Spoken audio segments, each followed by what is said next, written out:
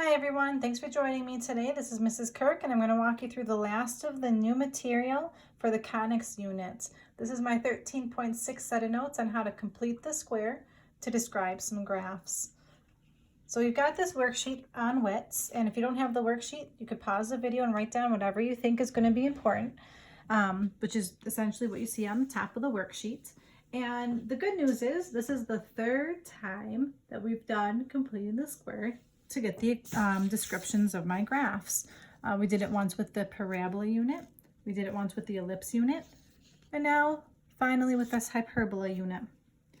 So I'm going to go ahead and highlight some of the key elements that are on top of my questions here. It says to complete the square and identify if it's a hyperbola, and if it is a hyperbola, we're looking to find out what A, B, and C, the center, and the position. It could also be two intersecting lines, and if it's two intersecting lines, we want to know what their equations are. And we're going to write them in general form, which we covered earlier in the school year, and I'll go through with this with you again. It's just ax plus by plus c equals 0, where a, b, and c are all integers.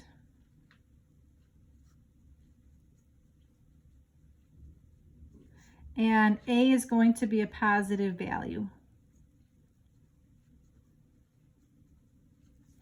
Okay, so again, if you feel like you'd like to pause the video at any point in time, please do so. I really encourage you to do that. You can pause it and try to work on and then fast forward a little bit, or you can just listen to my voice as you're working through the questions and see how much you can get on your own.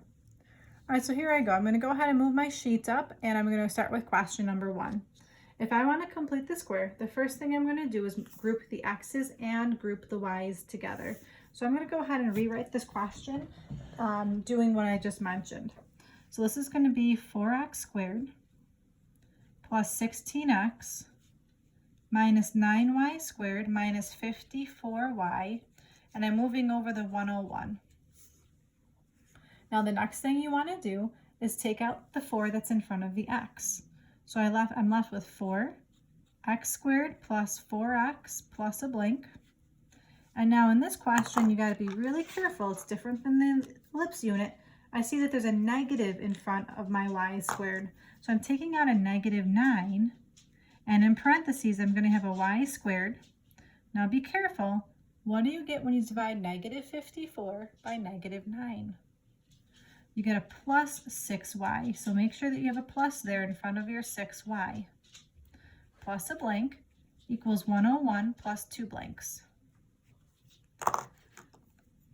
To figure out this first blank, you take half of 4 and you square it. Well, half of 4 is 2. 2 squared is 4. But on this side, the first blank is not going to be a 4. You want to multiply that leading coefficient and that number in the blank. 4 times 4 is 16. To figure out the second blank over here with the y's, I'm going to take half of 6 and square it. Half of 6 is 3. 3 squared is 9. But I'm not going to put a 9 in this blank over here. You want to multiply negative 9 times positive 9 to get negative 81. To finish this question off, I'm going to factor the parentheses here and to be an x plus 2 squared. 9 is 9. And then y plus 3 squared equals, I'm going to use my calculator and add up these numbers, 101, 16, and negative 81. That gives me 36. To finish this question, I notice that there's a minus in the middle, so it's telling me it's probably going to be a hyperbola, but I want to finish the question off. All of my hyperbola equations are supposed to be equal to 1. So to make this equal to 1, I want to divide both sides by 36. So let's see, 4 and 36 divides out nicely. I'll have x plus 2 squared over 9. Negative 9 and a 36 divides out nicely to be a minus y plus 3 squared over 4. And then 36 divided by 36 is just going to be 1. So here's my final answer. And this is definitely looking like a hyperbola to me. It's what I've been working on graphing these past couple days. So to finish this off, it's a hyperbola. I want to know A, B, C, the center, and the position. So I'm going to write down A equals, B equals, C equals, the center, and the position. So if you've been following along, this would also be a great time to pause to see if you can answer these values. A is always the first denominator, the square root of it. The square root of 9 is 3. B is always the second denominator, and take the square root of that. The square root of 4 is 2. To figure out what C is, I have to use the Pythagorean theorem. This is the normal Pythagorean theorem. So I've got 3 squared plus 2 squared equals C squared. That's 9 plus 4, which is 13, is equal to C squared. So C is the square root of 13. The center, I look at the parentheses up here and I negate the numbers. So I've got -2, -3. And for the position, I look at what comes first, the X or the Y. Since the X comes first, it's position 1. Now write down because the X's are first. And that is the first question in completion. So when you're doing your homework today, this is what I'm looking for, that you can complete the square and identify if it's going to be hyperbola, and if it is, all these elements. Okay, that was the first question. I'm going to go ahead and draw a dividing line here to divvy up my space. I'm going to work through the second question. Again, if you want to pause the video and try completing the square yourselves and then just fast forward, you're welcome to do that, because I know some of you are a little bit faster than others. Or if you want to just listen to me talk while you're working, go ahead and do so. I'm going to group the x's together. 2x squared plus 4x. I'm going to group the y's together. Minus 3y squared plus 12y. And I'm moving over the 2. I'm going to factor out the number that's in front of the x. So I take out a 2. Don't forget to put your plus blank.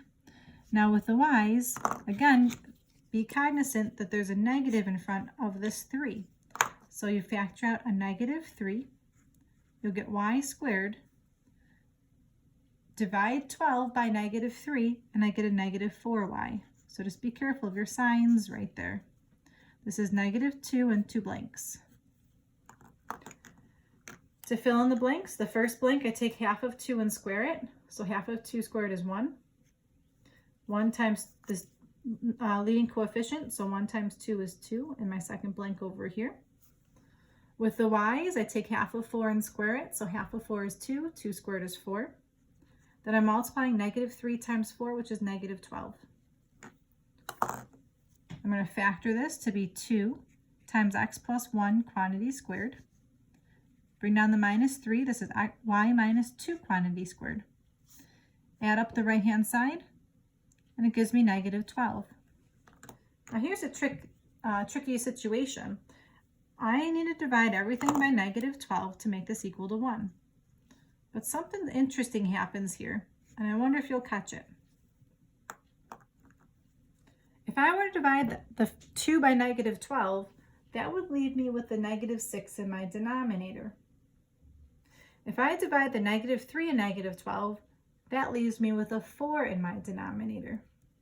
Let's just see what happens there. So I've got x plus 1 quantity squared over -6 plus y minus 2 quantity squared over 4 equals 1. Now it's a little interesting because that doesn't quite look like a hyperbola to me. A hyperbola normally has a negative in the middle. Since the negative's in the front, this is just telling me to switch the order of my problem. So this is actually better written as y minus 2 squared over 4 minus x plus 1 squared over 6 equals 1. So I don't know if you guys were able to catch that on your own, but I'm glad that you were able to follow along on the video to jot that trick down. So to finish this off, we've got that this is a hyperbola. I don't know if you can hear my dog walking on the floor over here. That's Rocky looking around for some treats. Let's see. I got A equals B equals C equals. We got the center and the position that you're trying to figure out. So again, challenge yourselves. See if you can figure those things out. Pause the video and see if you can get it right. I'm going to go on and tell us what the answers are though. A is my first denominator, so that's going to be a 2. B is the second denominator, so that's the square root of 6. To figure out what C is, I'm using the normal Pythagorean theorem.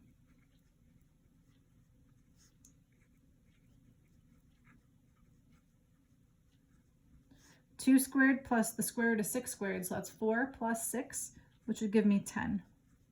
So C is the square root of 10.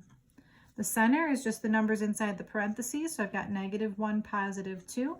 And because Y is first this time, it's going to be position 2. How did you do? Did you get most of it right? If not, that's okay. Keep on trying. And if you did, awesome job. Pause the video if you need to, but I'm going to go right on to questions 3 and 4 now. All right, so same kind of idea here. I'm going to work on completing the square. I'll group the x's together. So I got x squared plus 4x minus y squared plus 6y is equal to a 5. Let's see here. There's no GCF to take out in front of the x. I'm sorry, there's no leading coefficient to take out in front of the x squared. So I'm just going to rewrite this as x squared plus 4x plus a blank. Again, with the y's, you want to be careful of that trick right there. There's that tricky negative sign. So you definitely need to factor that out. So -1 parentheses, I get y squared minus 6y plus a blank equals 5 plus 2 blanks. So let's see, to fill in these blanks, I take half of 4 and I square it. That'll be 4. And because there's no leading coefficient, I'll just put a 4 in this blank on the right-hand side of the equal sign. On the second set of parentheses here, I take half of -6 and square that. So that'll leave me with 9. Multiply it by the leading coefficient in the front, and that gives me -9 on the right-hand side. So I'm working on factoring this. This becomes x plus 2 quantity squared minus 1. This will become y minus 3 quantity squared. And on the right-hand side, wait a second, that cancels to equal 0. Okay, well, if it was equal to 1, I could keep on saying this is a hyperbola. But if it's equal to 0, we're in a little bit of a pickle. Let's go back to the directions. The only choices for today's notes were it could be a hyperbola or 2 intersecting lines. So it's got to be 2 intersecting lines, but how am I going to get the equations? So this is pretty challenging, but try your best to follow along and pause as needed. I'm going to use the difference of 2 squares to factor this. Well, how am I going to do that? Well, I'm going to start by putting in 2 big sets of parentheses, just like a dots problem. And I'll put my equal 0 at the end. Let me just do a sidebar here to walk you through a difference of 2 squares problem, just to test your knowledge. If you recall from Algebra 1, and you had something like x squared minus 9 equals 0, and you had to factor that, wouldn't you essentially, you would get x minus 3x plus 3. I think most of you would agree that would be the case. But how did you get that? Well, didn't you just take the square root of x squared and say that was x and x? And take the square root of 9 and say that was 3 and 3? And then you have 1 minus and 1 plus. I'm going to use that same strategy now, even though I've got these binomials. Okay, so let's see if we can follow along. I'm taking the square root of the first term. Well, what is the square root of this? Well, the radical and the square would just cancel out, and I'm left with x plus 2 in both parentheses. Then I've got 1 minus, 1 plus, and now I take the square root of the next term. What's the square root of this term? Well, the square root and the square cancel. The square root of 1 is just 1. So I'm left with y minus 3 and another y minus 3. So where am I going with this? Well, at this point now, I've factored it using dots, so I'm going to make a t-chart and finish the question off. This side, I'm going to go ahead and just rewrite it without the parentheses. It's x plus 2. I'm distributing the negative sign. minus y plus 3 equals 0. Let's see. I want this to be in general form. So I want x to be first, which it is. Then I want y to be next. So I'm going to write x minus y, and then add these like terms together to give me a plus 5 equals 0. They're all integers, so we're good to go there. That's one equation. Again, that's in general form. On the right-hand side, I'm going to do the same thing. I'm going to rewrite this without the parentheses. So I've got x plus 2 plus y minus 3 equals 0. I'm going to rewrite it so it's in general form. X first, then the y, combine like terms, and I'm left with x plus y minus 1 equals 0. So what are these equations of? These are the equations of two intersecting lines. So on your homework today, if you see a problem where it's equal to 0, it should be two intersecting lines. You want to go ahead and use the difference of two squares to factor and make a t-chart. So I've got one last question here, question number 4. And again, if you need to pause the video and revisit question 3, please do so. Question number 4 is actually already set up for me. I factored it and everything. I just wanted you to practice the difference of two squares. So now would be a good time perhaps to pause the video and see if you can factor this using dots. I'm going to keep on going. I'll do two large sets of parentheses equals 0. And I'm going to go ahead and square root the first term and square root the second term. The square root of the first term is just x minus 2 in both parentheses. For the dots question, you have 1 minus and 1 plus. Then I take the square root of the next term, which is a y plus 6. I'm going to go ahead and make my t-chart. Did you guys get it right? I hope so. I'm going to drop the parentheses and get x minus 2. I'm going to distribute the negative sign. So I've got minus y minus 6 equals 0. I'm going to rewrite it so x is first, followed by the y, followed by the constant. So one equation is x minus y minus 8. On the right-hand side, I'm going to do the same thing and rewrite this without the parentheses. Set equal to 0. Write the x first, then the y, then the constant. So I've got x plus y plus 4 equals 0. So again, this is going to be an example of two intersecting lines.